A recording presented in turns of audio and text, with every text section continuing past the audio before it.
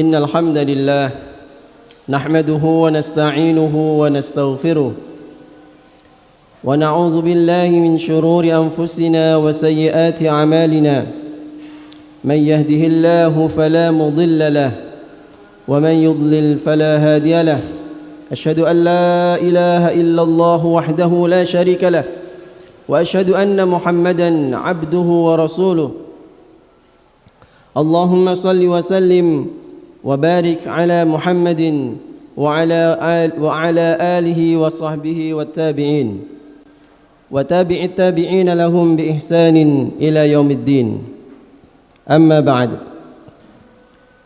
فيا عباد الله أوصيكم وإياي بتقوى الله فقد فاز المتقون فقال تعالى يا أيها الذين آمنوا اتقوا الله حق تقاته ولا تموتن إلا وأنتم مسلمون وقال تعالى فمن زحزح عن النار وأدخل الجنة فقد فاز. Masyiral muslimin jamaah Jum'ah rahimani wa rahimakumullah. Alhamdulillah, segala puji hanya milik Allah. Allah Subhanahu wa taala telah memberikan kepada kita begitu banyaknya nikmat. Nikmat iman terlebih khusus dan juga nikmat Islam dan juga nikmat-nikmat yang lain. Nikmat kita dijadikan makhluknya berbentuk manusia, ini juga adalah nikmat yang besar. Kemudian Allah memberikan kesehatan seluruh tubuh kita dari atas sampai bawah dalam keadaan sehat, nikmat yang sangat besar. Ni'matani maghbunun fihima katsirun minan nas, as-sihhat wal faragh, rawahul Bukhari. Dua kenikmatan yang mana banyak manusia sering lupa, sering tertipu, dia enggak merasa bahwasanya itu nikmat, adalah as-sihhatu wal faragh, kesehatan dan waktu yang luang. Kita semua mendapatkan kesehatan dan waktu luang, masih muda, banyak waktu yang longgar yang bisa digunakan untuk berbuat baik. Ma'asyiral muslimin jamaah Jum'ah rahimakumullah. Sebaik-baik orang yang mendapatkan nikmat adalah yang mau bersyukur kepada Allah Subhanahu wa taala, dan syukur yang paling baik adalah dengan bertakwa, dengan menjalankan segala perintah Allah, taat segala yang menjadi aturan Allah, menjalankan semua perintahnya dan menjauhi segala larangannya. Itulah tanda syukur yang paling tinggi, bertakwa kepada Allah Subhanahu wa taala, bersyukur dengan al-arkan, di mana syukur bisa dengan al-lisan, dengan lidah mengucapkan alhamdulillah, syukur dengan hati meyakini semua dari Allah dan memuji Allah. Kemudian yang paling tinggi adalah bil arkan, dengan anggota badan, mewujudkannya dalam keadaan takwa. Ma'asyiral muslimin jamaah Jum'ah rahimakumullah. Di zaman sekarang ini, zaman yang modern ini, kita masih mendapatkan hal-hal yang aneh-aneh. Mendapatkan hal aneh-aneh berupa orang-orang yang mengaku mengetahui ilmu ghaib, mengetahui barang yang hilang bisa ditemukan dengan mudah. Perkara yang enggak kelihatan, dia enggak hadir di situ, dia ghaib, dia merasa ngerti. Perkara yang dia tidak pernah masuk ke dalamnya, tidak pernah bertemu dengan malaikat mungkar nakir, dia mengatakan bisa mengatur mungkar nakir. Bahasa makhluk apapun juga bisa. Sebagian lagi ada dukun-dukun yang mengaku bisa mengetahui nasib seseorang di masa depan. atau yang merasa mampu menerawang seperti orang-orang indigo, menerawang masa yang akan datangkan terjadi begini dan begitu. Itu adalah ilmu ghaib, ilmu yang kita tidak hadir di situ, ilmu ghaib. Maka perlu dijelaskan kepada umat tentang perkara-perkara ghaib ini. Allah Subhanahu wa taala berfirman dalam surah An-Naml ayat 65, "Qul la ya'lamu man fis samawati wal ardil ghaiba illallah wa ma yash'uruna ayyana yub'atsun." Katakan wahai Muhammad, la ya'lamu man fis samawati wal ardil ghaiba illallah. Tidak ada seorang pun man fis samawati, di langit maupun di bumi, al ghaiba, tentang perkara ghaib, illallah, kecuali Allah semata. Imam At-Tabari mengatakan di dalam tafsirnya, Allah menjelaskan, menegaskan bahwasanya semua makhluk, malaikat, jin dan manusia, tidak ada yang mengetahui sesuatu yang ghaib kecuali Allah semata. Syekhul Islam juga mengatakan tidak ada yang mengetahui yang ghaib secara mutlak kecuali Allah Subhanahu wa taala. Para rasul hanya tahu sebagian dari yang ghaib karena wahyu. Jadi intinya termasuk Rasulullah pun atau nabi-nabi itu pun tidak mengetahui yang ghaib kecuali karena dikasih tahu oleh Allah Subhanahu wa taala, dan tidak sembarang dikasih tahu. Tidak semaunya Rasulullah kemudian mengetahui, tidak, karena dikasih tahu oleh Allah Subhanahu wa taala. Kita bisa melihat dalam sejarah bahwasanya pada dasarnya Rasul itu pun tidak tahu tentang yang ghaib. Ketika seorang sahabat perempuan yang namanya Fatimah bin Qais, dia diceraikan oleh suaminya. Kemudian setelah itu dia laporan kepada Nabi, "Ya Nabi, saya diceraikan oleh suami saya." Maka Nabi, "Ya sudah, kamu tunggu masa iddah kamu. Nanti kalau kamu sudah selesai masa iddah, tolong kasih tahu saya." Kemudian dia menunggu masa iddah, singkat cerita. Kemudian setelah masa iddah selesai, kemudian segera dia dilamar oleh dua orang.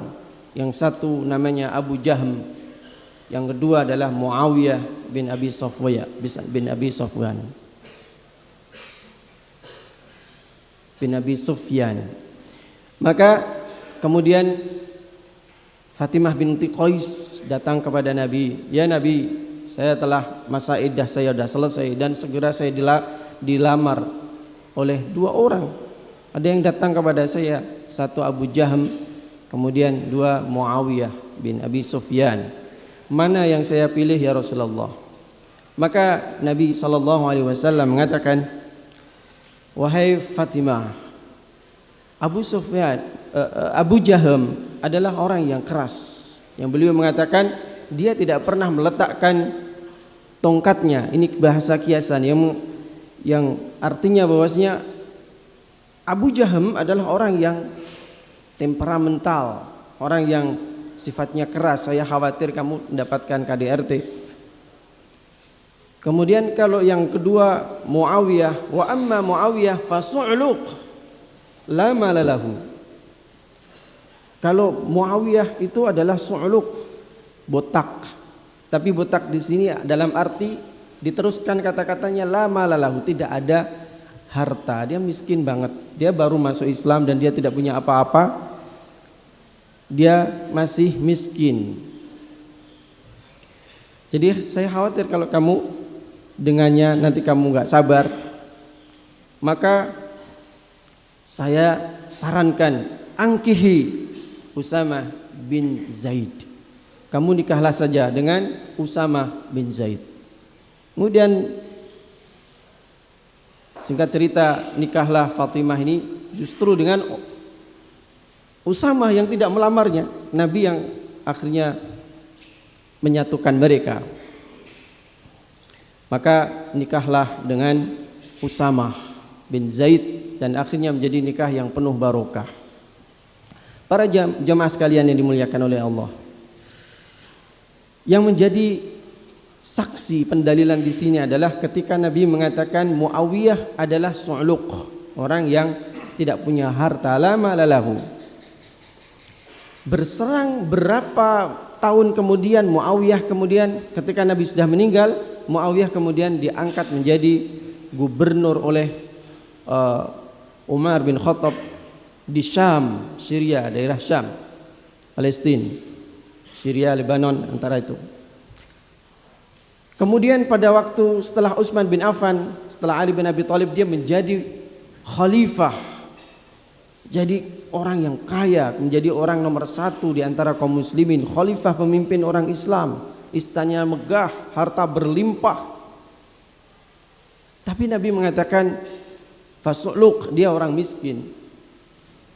Nabi tidak salah, Nabi juga tidak berdusta. Nabi menghukumi apa yang ada sekarang. Beliau tidak memberitahukan tentang masa depan yang akan datang. Dan Nabi tidak akan tahu masa depan kecuali diberitahu oleh Allah Subhanahu wa ta'ala. Seandainya Nabi mengetahui masa depan itu, nikah saja sama Muawiyah, beres nanti kamu masalah harta selesai. Nah, pada dasarnya Nabi pun tidak mengerti kecuali ada dari Allah, wahyu dari Allah, ada pemberitahuan tentang nasib itu dari Allah Subhanahu wa ta'ala.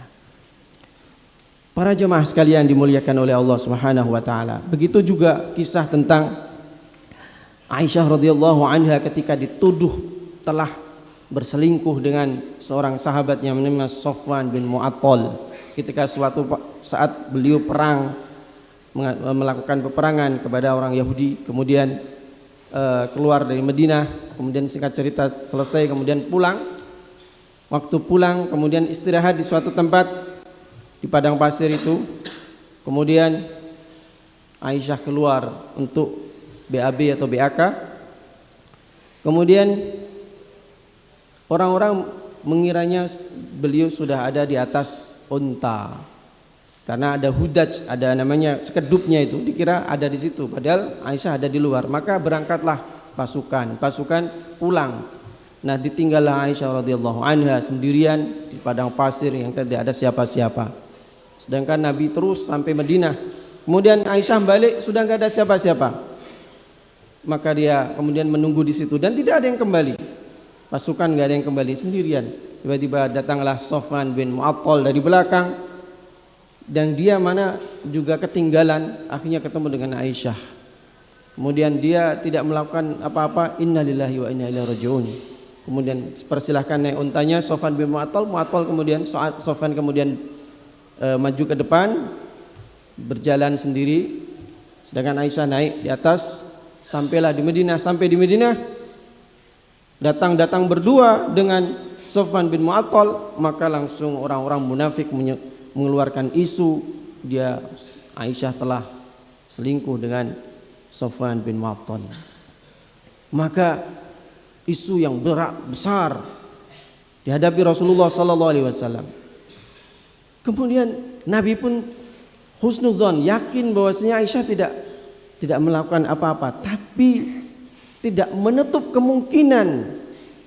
Jadi ada kemungkinan yang hanya beberapa persen, tapi itu tidak bisa dipastikan kemungkinan. Sehingga Nabi pun tidak mempunyai sikap yang tegas. Sehingga selama sebulan Aisyah tidak mendapatkan perlakuan yang hangat dari Nabi sallallahu alaihi wasallam. Sampai Aisyah nangis dan terus menangis. Sampai akhirnya turunlah surah An-Nur ayat 11 sampai 20 yang menyatakan kesucian Aisyah. Aisyah tidak pernah berselingkuh sedikit pun. Allah sendiri yang mensucikan, membebaskan tuduhan itu dan mengancam orang-orang yang menyebarkan isu yang besar itu. Innal ladzina ja'u bil ifki usbatum minkum la tahsabuhu syarran lakum bal huwa khairul lakum Likulli imri'in minhum maktasaba minal ism. Semua yang terlibat dalam isu ini akan mendapatkan dosa, kata Allah Subhanahu wa taala. Itu adalah fitnah yang keji. Itu adalah dusta yang disebarkan orang-orang yang tidak suka kepada Rasulullah. Yang menjadi pendalilan di sini adalah selama 1 bulan Nabi tidak melakukan apa-apa, menunjukkan bahwasanya Nabi tidak mengetahui hal di luar sana yang ghaib itu, sehingga turun ayat membebaskan itu, membebaskan Aisyah radhiyallahu anha. Maka pada dasarnya Rasul pun tidak tahu kecuali mendapatkan wahyu sehingga beliau tahu. Para jemaah sekalian, kalau Rasulullah sallallahu alaihi wasallam tidak mengetahui yang ghaib, bagaimana orang gampang sekali menyatakan tahu ini, tahu ini, tahu itu, tahu seterusnya. Ini adalah kebohongan. Qul la ya'lamu man fis samawati wal ardil ghaiba illallah wa ma yash'uruna ayyana yub'atsun. Jemaah sekalian, kita tutup dengan sabda Rasulullah sallallahu alaihi wasallam tentang larangan kita mendatangi orang-orang yang seperti itu. Nabi pernah bersabda, man ata arrafan fasa'alahu lam tuqbal salatuhu arba'ina lailatan. Barang siapa datang kepada tukang ramal, orang-orang yang mengaku orang pintar, orang-orang yang mengaku dia tahu apa-apa, tahu macam-macam, walaupun dia bersorban, maka dia datang, maka tidak akan diterima solatnya 40 malam. Kemudian hadis yang lebih tegas lagi, hadis riwayat Muslim tadi, kemudian hadis riwayat Imam Abu Dawud dan At-Tirmidzi, man ata kahinan fasaddaqahu bima yaqul. Barang siapa datang kepada kahin, kahin adalah orang yang mengaku mengetahui yang gaib, fasaddaqahu, dan dia percaya kepada dia, mempercayainya, bima yaqul, dengan apa yang dia katakan, faqad kafara bima unzila, maka dia telah kufur, faqad kafara, dia telah durhaka kepada apa-apa yang diturunkan kepada Nabi Muhammad sallallahu alaihi wasallam. Sehingga para ulama mengatakan orang yang mendatangi dukun sekedar bertanya dia haram, tapi kalau dia mendatangi dan kemudian mempercayai ucapannya, dia dikhawatirkan telah melakukan kekufuran yang bisa mengeluarkan dari Islam. Na'udzubillah min dzalik. Semoga Allah Subhanahu wa taala selalu memberikan kepada kita ilmu yang manfaat, memberikan sinaran hidayah kepada hati kita, sehingga kita selalu berada dalam jalur yang diridhai oleh Allah Subhanahu wa taala. Barakallahu li wa lakum fil Qur'anil Karim wa nafa'ani wa iyyakum bima fihi minadh dzikril hakim. Aqulu qawli hadza wa astaghfirullah li wa lakum wa lisairil muslimin fastaghfiruhu innahu wal ghafurur rahim.